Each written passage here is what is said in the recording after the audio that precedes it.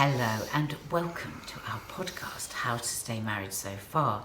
If you are watching us on YouTube, you will see that the house is a bit of a tip, so I'm sorry about that. But if you are, can you please hit the subscribe button and the notification bells, because we are going to start doing regular lives and then you'll always be notified of when we're going to do them. Welcome to you all. Now, I haven't got a blooming clue what we're talking about today because Mark's been all secretive and said, I'm going to say what the podcast is this week, but I literally know nothing. So okay, hit me with it, baby. I thought it would be good to do a podcast based upon a headline I saw recently about you. Oh, and it surprised me and I was a little alarmed by it. Oh no, hang on, stop. Pause for a minute. What? A headline about me in the papers? Yeah. And it's around the topic of plastic surgery. Oh, right. And I was kind of really taken aback when I read somewhere that in some interview, and I realised the press sort of take these things on, but it led me to think in more detail about what I thought about plastic surgery and what I would think of you if you had plastic surgery. And I was surprised by the level of strength that I felt about this, that if you were to, how fundamentally disappointed I would have felt. So I just wanted to ask you what you're feeling. What is it? So what was the headline? Well, I think the headline was about I will have a facelift or I will consider having plastic surgery when I'm older. So let me explain where that headline will have come from. We had a guest on Loose Women and she was saying, it's my 50th birthday next year and I'm just going to absolutely embrace it. I'm going to have my wrinkles, I'm going to have my sagging jowls, I'm going to have my boobs hanging around by my knees. I embrace it. And I jokingly quipped, well, that's what I said when I was 50. Now I'd have everything. So that's actually where that came from. No, I'm sure it was a light-hearted comment, but it led me to thinking about it because you do often sort of walk about the house or you'll be in a situation and you'll go, oh my God, my neck, or oh my God, my face. And I genuinely am not seeing these things. And yet at the same time, I'm getting older. I might be younger than you, but I'm getting older. And when I look at myself, I think, oh God, my neck. And I have all this. So I'm getting to a point now where I can understand where those frustrations come. But then I was just still surprised by how strongly I felt that it would be almost, this is the strength of the feeling I'd have if you were to say, surprise me and say you'd had something done. Almost a betrayal of our relationship in some way, and I couldn't quite understand. I still can't quite understand why that is. I think if one went away and did it as a surprise, I think that would be a bit of betrayal if you went away and had a facelift and came back as a different person. But it's interesting that you just said that you're starting to feel it, and you're 7 years younger than me. So I wasn't feeling this at all up until a year ago. I'm 53. Am I 53? Yeah. I'm 53. I wouldn't think it at all if I wasn't on television. And what I want to do is completely embrace age, and I want to have laughter lines, and I want to be one of those crinkly faces. That's what I've always thought all my life. But as it comes towards me, it is distressing. It is, because sometimes I wake up and I feel really happy and I look at my face and it doesn't look happy at all. And it looks hangy and it looks... You see, I don't really have a problem with wrinkles. I don't like the fact that I sometimes catch my sight of myself and my because of my eczema, which exacerbates it on some days. If I'm having a bit of an eczema attack, I can have a really, really wrinkled, and I can look 70 sometimes, my neck can. And I find that really disturbing, and I find it scary because I think, it's not just about the way you look, it's about the passage of time. It's like, oh my God, I'm getting older. I'm over the other side of having done most of my life. I'm moving towards death. This is what I think when I see myself like that. And it's really, really scary. Doubly scary because I'm on television and because we all know that we are in an industry where your looks are part of your success.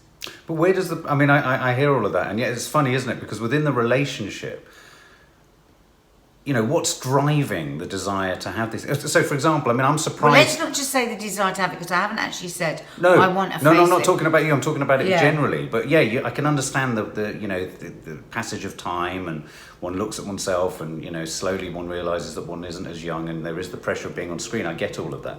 But in terms You've just managed to make everything I just said seem really No. Yeah, I get it. Actually, I find all those things really difficult No, they're to massive. say. No, and I'm not diminishing that. I didn't mean that to sound like I was rubbishing them at all. I wasn't. I was just kind of trying to I wanted to get to an understanding of, is there any desire to have it based upon our relationship? Is it because of how we look at each other? Because whenever you've talked about how you look, it immediately is the only time that it starts to make me think, oh my God, if she thinks she looks something, I must look Well, this is very ghastly. interesting, and this is going to be very interesting and difficult for you to hear. That I mention the way I look 1/10 of the amount of the way that you mention the way that you look, because as we know, you have body dysmorphia. God. Well, you do, don't you? Yeah. Come on, if we're going to be honest here, how honest? Well, I hate be? them. Yeah, I mean, okay, right, I hate that.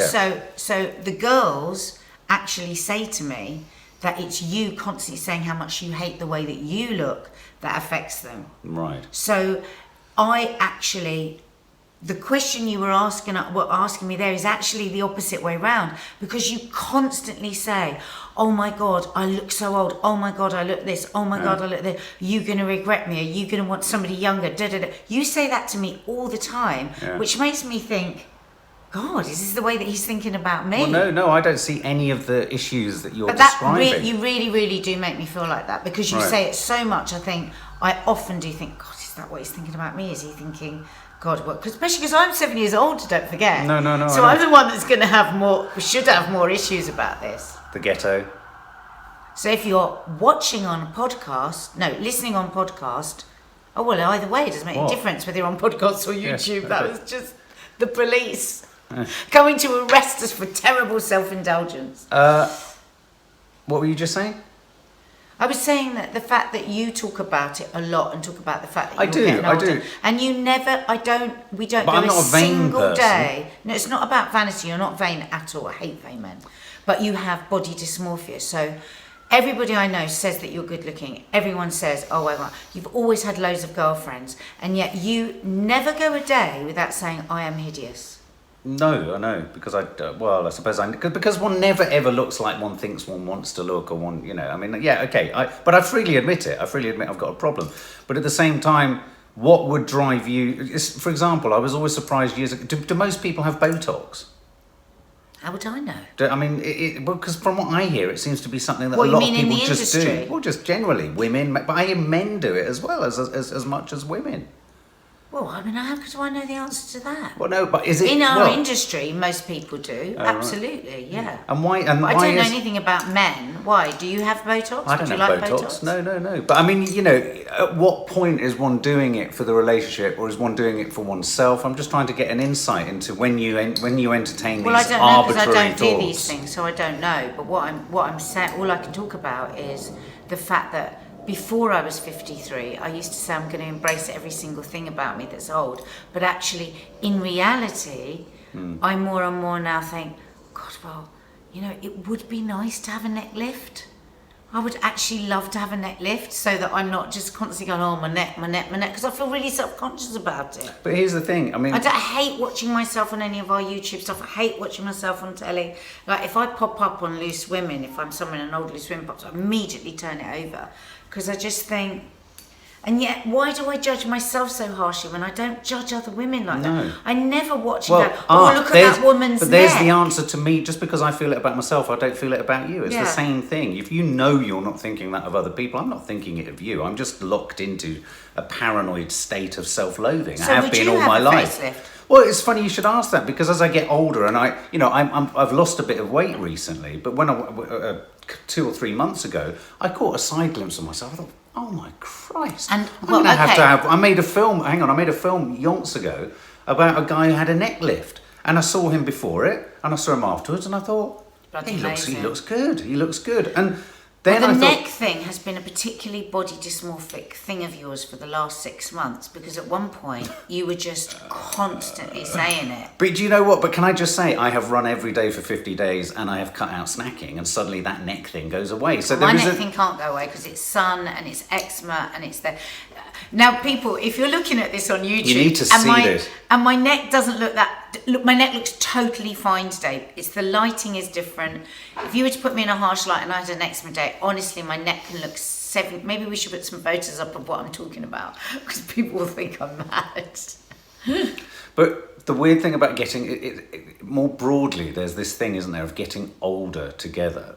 You know, you're attracted to someone, you come together with someone.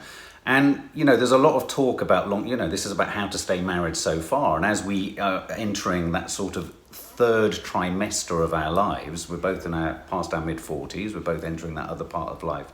You know, we're still attracted to each other. And it struck me the other day that I'm the oldest guy you've probably ever been out with, even though I'm 7 years younger than you. It did not strike this the other day. You've said this for bloody years. Don't try and lie to people. I'm sat here and I know the truth. Jesus, Melissa. Well, no, but I mean, okay, well, for the last 10... struck me. For the last 10 years, I've been the old... But this is your obsession with facts and figures. I don't even know what you're talking about. No, but doesn't there come a point, aren't there moments where you turn around and go, Jesus, he's not what I was going out with 10 years ago? No. Oh, good. What I think is, wow, how incredible our journey has been and how amazing where we've got to. That's what I genuinely think. And look, last week when I was in Ibiza, what did I do? I rang you in tears. Because just thinking about you and thinking about how you stayed sober for us and for this family. No, let me finish. And how amazing you are. That's what I think when I think about you. I think about the incredible, I'm not going to say journey because it's so pants, but I've got to because I can't think of a different word, that you've gone on and how much you've changed about yourself and how much, that's what I think. I don't think, now, what number are we at with Mark? Oh, blimey. That's the oldest person I've ever been out with in my life. No. Well, I worry. You see, I think there's still a kind of mystique around how women think of men. You know, I think, I mean, within the whole sort of plastic surgery thing, there's also the thing of making an effort to look nice, isn't there? And I do think... Well, yes, and I don't think... In fact, yesterday, when I went out, I thought, do you know what I'm going to say to Mark? I'm going to say, because we work a lot together. We're very comfortable with each other. But I'm really aware, and often from seeing myself on YouTube, actually on our YouTube films, I think, oh my God, I was talking to you about this morning, wasn't I? I said, oh my God, I look like shit all the time I'm at home. And I've got to start making more of an effort, not just make an effort when I go out. But on that thing, we have 4 beautiful daughters ranging from 24 to 11 who are all stunning and look totally incredible every time that we go out. So they all come down the stairs one after another and I love seeing them looking amazing. I say, wow, you look amazing. Oh, wow, your dress looks great. Oh, you look incredible. Oh, your lipstick. Oh, Izzy, I love that mascara. Oh, da-da-da. And then I say all of that and then they walk past you and then you say all of that. And then usually I go upstairs and get ready afterwards and I come down and nobody says anything to me anymore. Oh, and it's just that, not really. Yes, I do. But no. Hang on. No, but the reason you think I don't is that you don't often come downstairs dressed up. No, but I have got to that stage now where I am a bit invisible, I think. I don't feel you are. You came... Because what tends to happen with what you say is I get made up for Loose Women, so I'm these two different people. But there's the television. There's the television made up you. This oh is my no God, you look. Oh yeah, because everyone hates the way I look for television.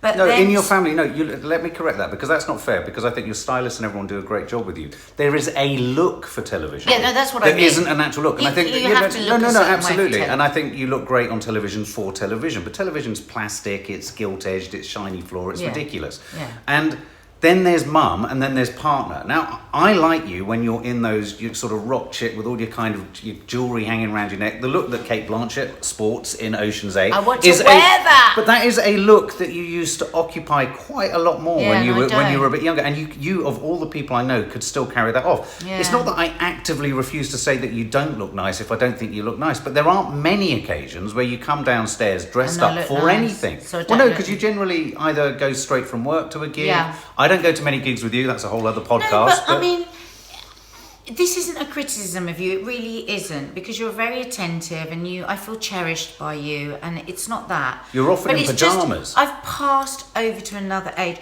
and I like the Kate Blanchett when we were watching Ocean's 11. I love that look, and I thought I could wear that look.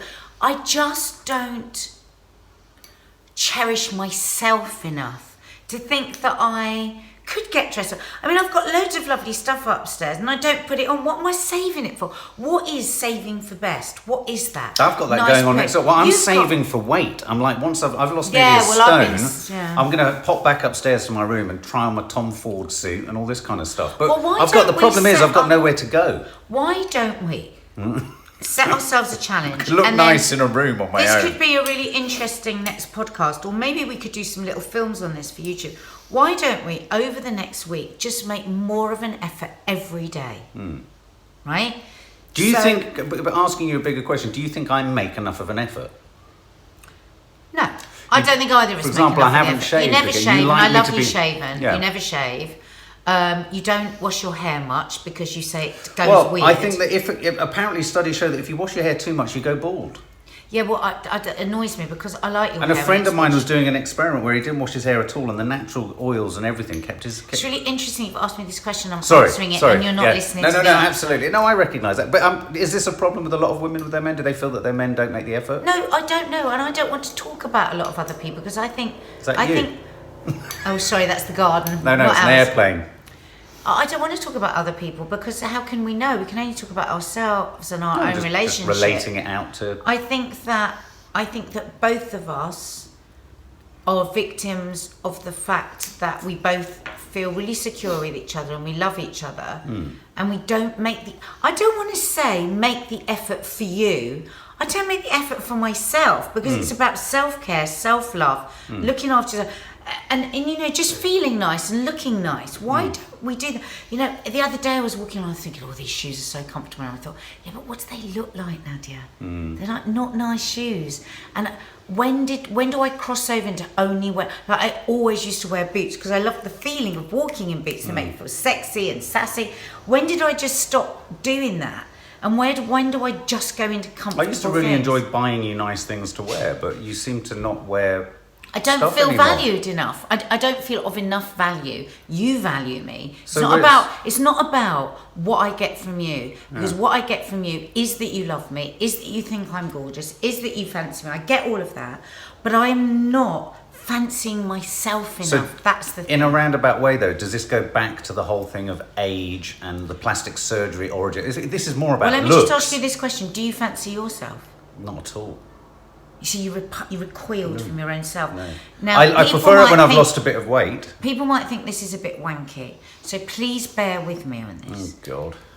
We should all be able to fancy ourselves a bit, because if we don't, then who else is going to fancy us? And that's not like, oh, I love myself, like in a Love Island. That's very hard. But you have to be able... No, because, listen... If you put on if you went now, put on a really nice shirt, and your hair was just looking great, you would like yourself a bit more, wouldn't you? It's not about, fancy myself, love myself. Well, I don't know if I would. I'd be doing it for you. I don't know if I'd be doing it for myself. No, but when obviously you want other people to appreciate, but there is a bit of, I feel really nice. I look good. And then that carries through with then how you go out in the world, how you... I mean, it's like I get to Loose Women and I look like a bag of shit. And then the brilliant makeup people, brilliant stylists get me TV ready. It's not something I would ever... It's not a look I would ever have in my real life. But they get me TV ready, and I'm in high heels, and then I'm sassy, and I walk up the stairs, and I walk into the studio, and I'm a different person. The second that's finished, I take it all off, and then I'm back in my flats, I pull my hair out, take my eyelashes off, and I go back to flop, flop, flop, flop. But I need to find somewhere in between of those two things. Yeah.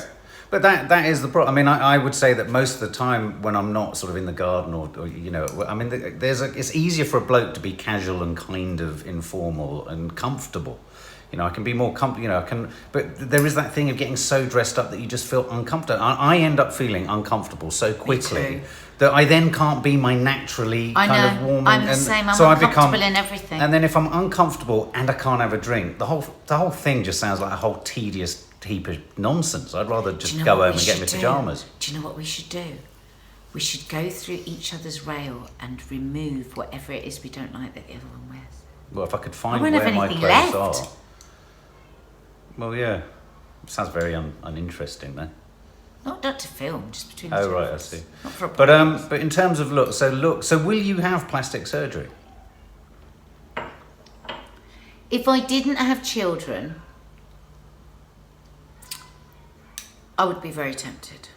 But I don't want to give that bad example to my children, because I think that it's just the order of things that we get older. Yeah. And it's just, we're trying to teach them that yes, it's lovely if you look great. Of course it is. It's an asset like anything else in their life, like being smart or being kind or being whatever. But we are continuously trying to teach them that it really is what's on the inside. So if mummy goes off and has a bloody cheap facelift in Belgium, what is mummy teaching them? Exactly. I think, but I still can't. If I was asked the question now by a friend and they said, "How would you feel if Nadia went?" I said, "I'd have lost respect." Now, it's not that I wouldn't understand where it was coming from, the pressures, but some part of me would have lost respect. And I think if I was to then interrogate where that loss of respect had come from, and this is where I would then say I could never even get a neck lift, even if I had jowls, is that I would lose respect in the face of my children. I would be sending a completely contradictory message. Okay, so here's a good question. So what about if in 10 years' time I really am feeling really bad and I've gone off everything because I'm feeling so... Gone off everything? I'm winking into the camera for those listening on podcasts. Subscribe. And you might know what she means. I don't know what the hell she means. Go to YouTube and watch me there. What do you mean? So I've gone... Right. Children might be listening. Yeah. And then I come to you and I say, I just feel so unattractive. I don't feel like womanly anymore. I just don't feel like I can, it's all affecting everything, and I know that if I could just do this, I'd have a new lease of life. Would you still have no respect for me? I'd say don't do that. Let me have a girlfriend. Oh, okay. Well, that's what we're planning for. Would I lose? No. I mean, I suppose there has to come a tipping point where if you're so profoundly unhappy, it becomes... But I think it becomes a decision in that context. I think it becomes something that you sort of, in a weird way, make together. For example, I mean, I've never been one of those men who, augmented, breast enlargements and all this kind of stuff. I guess for some men it works, but is that not all? Is that more for women than it is for men, even? Oh, I don't think so. I think women dress for women. See, I think women get boob implants because they think that's what men want. Yeah, you see, I don't understand the point of fake boobs if they're when fake, you see because they're not the person's. Brilliant pair of fake boobs, because the problem is with you've seen a lot of really bad ones. Have I? Where? I have seen some incredible fake boobs. But what's incredible about them if you know they're fake? The fake. Well, I don't know. I'm not a man. I don't know. I'm just looking at it from an aesthetic point of view. There's nothing different between... If they're fake, they're not belonging to the person. I mean, they are no longer the thing. I can't intellectually get my head around it. Well, neither can I, because I don't. It would be like an inflatable doll. I mean, what's the point? Yeah, but you're not that sort of man, are you? Well, no, I'm trying to understand it. That's why. I mean, but I'm trying to work out. Some men aren't interested in what's going on in the head. So what you're saying is a lot of plastic surgery. So do a lot of women get plastic surgery for how they think it will make them more attractive to men, or do they do it for themselves? Because you're talking about it for yourself. I think it's got to be a mixture of everything else. For me, it wouldn't be about wanting to be more attractive to men. No. It would be about me still feeling 20 and looking 100. Right, yeah. That's what it would be. Yeah. I don't want to attract men. I mean, that's just... Did you know there are 3 parts of a man that continue to grow across life? Yeah, the ears. Ears, nose... Yeah. What's the other one? Scrotum. Oh, God. Did you have to say that? I think on that note we'll finish. Anyway. So would you have a scrotum lift then? If one's scrotum was dragging... Oh, we did this on the show. There's something called scrotox. If my scrotum was dragging along the floor, I would have it tucked. Ah, right. So there you go. There you go. And why would you be doing this? Would this be for other women? I think I'd be doing... What about my neck hanging down onto my chest? Yeah, but that's not... I mean, what about a my scrotum dragging along the floor knees? would be agony and painful. Ah, so now it's for painful reasons. Well, I mean, if you had buttocks that were on the floor, I could see why you'd want to have a tuck and neaten them up. So you would only have scrotox if your scrotum hit the floor. Is scrotox about tightening the scrotum? Yeah. So what about if they just Incidentally, I don't have a giant scrotum. What about if they hung another 3 inches and they did look really disgusting? What if they had another 3 inches? What? Because they could. What? We did this on the show. Say that again. Well, what about, okay, so if your scrotum's there and it went there. Yes. Would you Well, I didn't know it was a thing, but I'm toying with it. There you go. Not that I need it at the moment, but when I get older. Really easy to sit there and go, oh, I'd lose respect and da-da-da. Yeah, but hang on, now we're talking about your scrotum. Yeah, but it's not something that everyone sees. We're talking about pain. We're talking about The last thing I thought we'd be talking about today was my scrotum. That's what I love. Such a horrible word. It is. Yeah. It was a horrible thing. Well, mine isn't. It's not large either, so I'm not even in this category of concern. But it is interesting. As soon as you flip it back into any other part of the male body, it's like, well, maybe. Yeah. So what if your penis was hung so low, like boobs do? What would you feel? I don't think there'd ever be a problem with that, would there? I think that's something we're all after. I think you've kind of suggested maybe it doesn't. So what if your penis suddenly turned left? It's been looking left and right quite a few times. I mean, depending on which month it is. Okay, so what if your penis suddenly got up and tied itself in a bow? So I like that. I think that went well, a surprise What would you say the topic of this podcast was? Am I having a facelift? Am I having a facelift?